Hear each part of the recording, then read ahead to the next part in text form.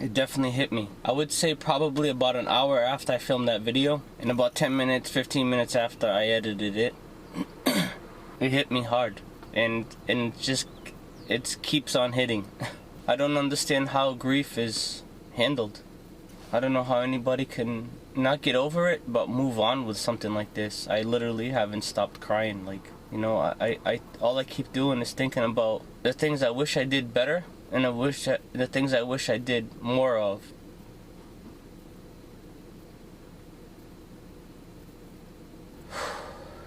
Man, the pain is just... If this is what it feels like to lose a parent, I feel so bad for everybody that's ever lost a child. That pain must be... I understand that the Bible says we're supposed to take care of our families once we move on and get married and have our own children. You know, prioritize our family, even though we're still supposed to take care and be with our parents, but the priority changes. But at the same time, I sit here and wonder, I'm like, that just seems so cold. Like, hey, thanks for raising me. See ya. You know, it's funny because my dad and I, our relationship didn't really like become a relationship until about, maybe I'd say 20 years ago, 18 years ago.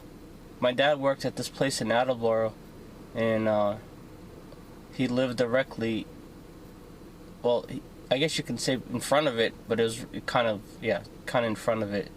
I mean, you could have, if you wanted to, you could have seen the building if you stood up high enough. And it wasn't that far from his house, and I remember being in this parking lot waiting for him to come home. In his driveway, waiting for him to come home just so I could see him. He used to come home, he was all sober, you know, he looked clean, took care of himself. And we used to sit down and talk.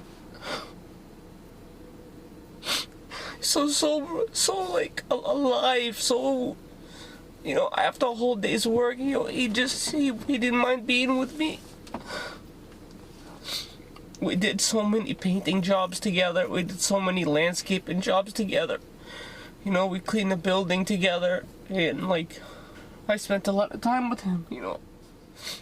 When I got married, I know I spent a little bit less time, you know, but we still saw him a lot because he wasn't that far from me, you know what I mean?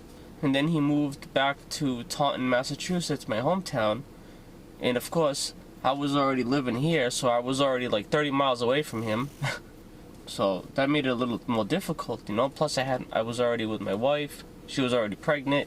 The thing is, we still stayed close. Like, we were very close still, you know.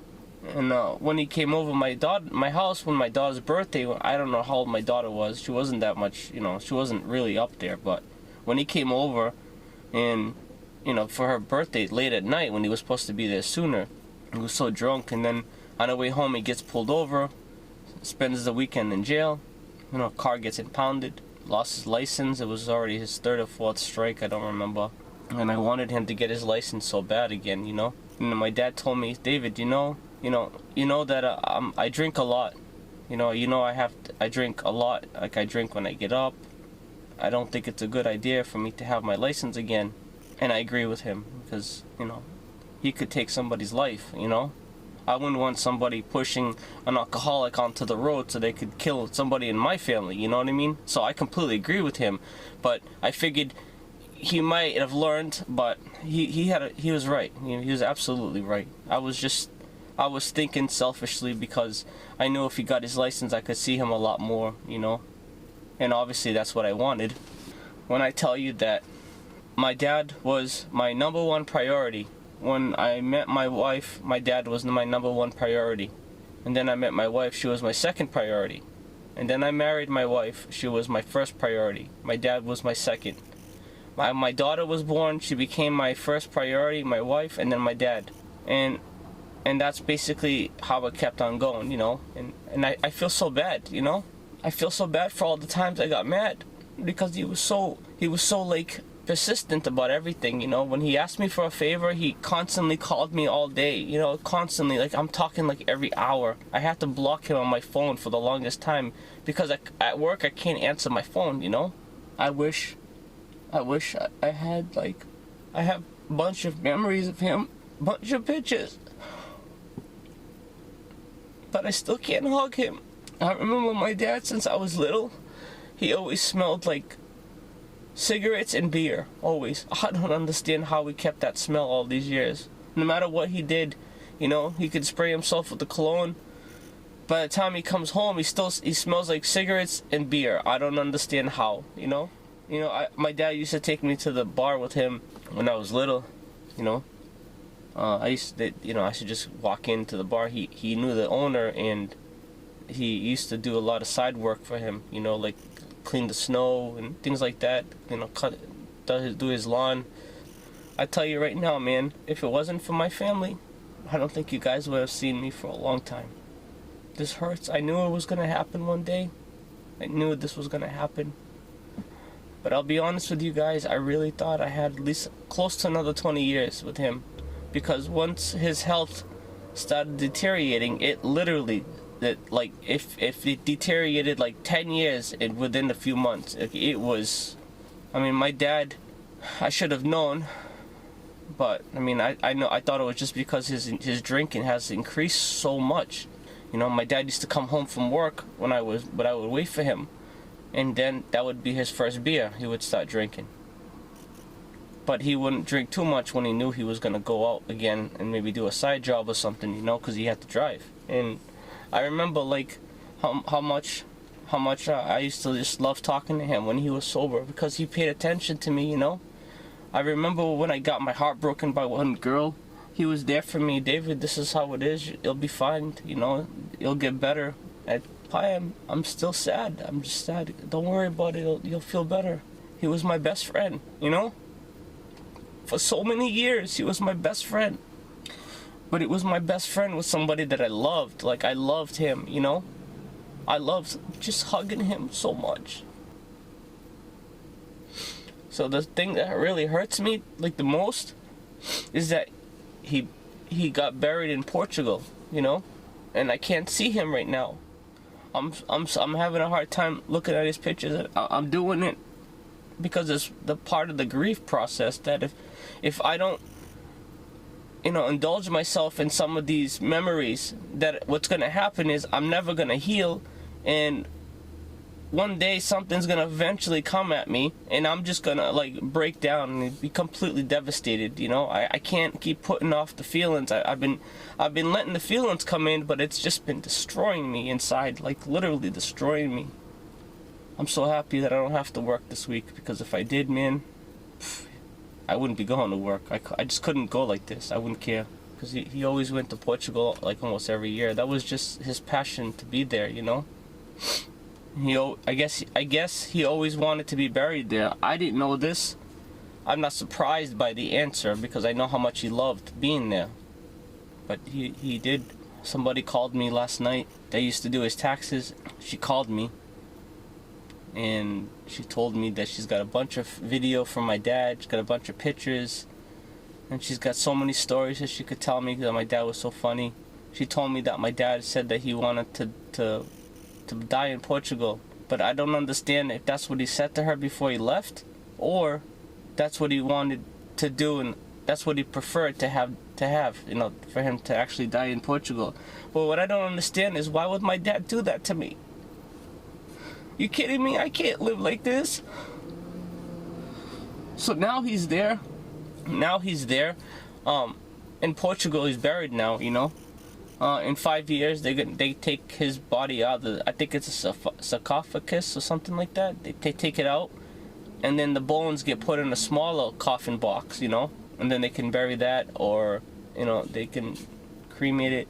I prefer to have my dad cremated, just so I could have all of him, you know. After 5 years, they take you out, they put your bones in a box. So I asked my family over there if they could please send me my dad's bones after 5 years, and they said yes. Is it gonna happen? I don't know. This pain. So, but what my plan was with my dad now is, when he divorced that last woman, apparently he lost the apartment. The landlord didn't want to give it to him because he was illegally renting it to my dad. So he was afraid that my dad was going to get sick and die there, and nobody was going to find him until like a week later. You know, because if I kept calling my dad, I went over his house because it's normal. Because sometimes he's busy, sometimes he's talking to somebody, sometimes he's working, you know. I wouldn't have shown up into his house until like a Friday or a Saturday, you know what I mean? So I wouldn't have seen him until a week later. It is very abnormal for him not to answer for a week, yes. So the guy was concerned, so he didn't want to rent it back to my dad. And his ex-wife took everything to move to California. I was happy. Oh man, I was thrilled. I had all this I had this whole thing planned out in my mind. I mean, I could have made a movie out of the plans that I had for my dad. I was gonna find him an apartment here when he got back from Portugal. All right. He was gonna stay with my dad, his ex-girlfriend, because she said he could stay there for a little while until he found the place. So then I was gonna move him closer to me. And then that was the dream I wanted. That would have been the last 20 years of my life with my dad. You know, I would be able to come home from work, swing by his house, because I would have conveniently placed an apartment where it would be no way possible that I could not see my dad anytime I wanted to. I don't care if I had to pay an extra $150, $200 a month for him to live there. I would have done it. That would have been a convenience for me to be able to hug him whenever I wanted to. That $200 a month would have been worth every penny, knowing that I could hug my dad whenever I wanted to. That I didn't have to plan this massive 3-hour village challenge for me to drive to my dad's house, hug him, you know, drive all the way home. You know, it was such a project for everything. It was never 10 minutes, or it was never half an hour. I mean, you're talking an hour and a half both ways, and that doesn't include stopping. You know, that doesn't include actually visiting him, you know what I mean? I don't want to drive over there for 10 minutes and then drive home. You know, it's fine, but I know he's got his things, he's got his habits, you know, the things he likes to do during his day, you know what I mean, his routine. You know, and I remember when my dad retired at 62, he's like, oh, you know, I'm going to retire at 62, I'm just waiting another year. And my dad was already 62, but this is when he retired. He says, I said, Pi, why are you going to retire so early? I mean, I'm not complaining, I'm happy for you. He's like, David, I'm not going to wait till I'm 67 because, you know, I'm getting older. And he was right. He was right.